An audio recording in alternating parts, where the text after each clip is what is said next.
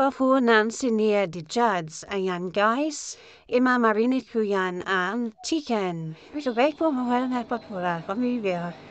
Yogurt, ketchup, paprika, tapos 7 spices, Arabic spices, 7 Arabic spices, olive oil, chicken, salt, pepper, ayan. Ito naman guys, onion, carrots, potato, and bell pepper guys. Ipapula ko na sa'yo.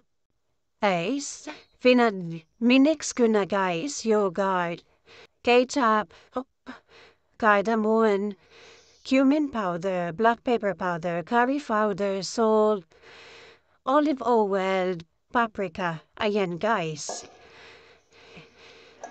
Tapos, i-rest natin to ng 30 minutes. Saka natin ilalagay dito guys. Tapos, i-bake natin siya ng 1 hour guys. Okay? Yan.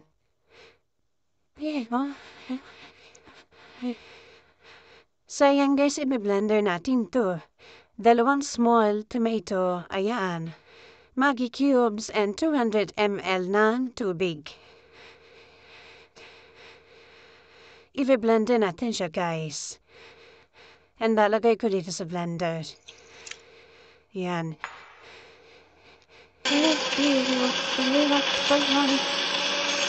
Tapos maglalagay ako ng half teaspoon ng salt.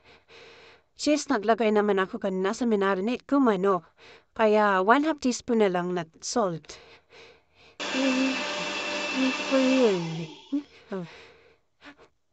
Dahil silalagay na natin ang manok nito. Ayan, naglagay din pala ako guys ng garlic, yan buo. Ayan, tapos dito guys, naglagay din ako ng garlic and ginger paste pala. Di ko na isali kanina guys, ayan. So, arrange natin dito ang manok. Ayan.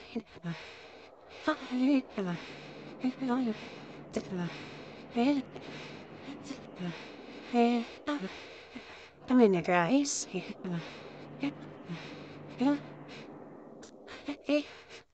Silalagay na natin tong blender ko na tomato. Ayan.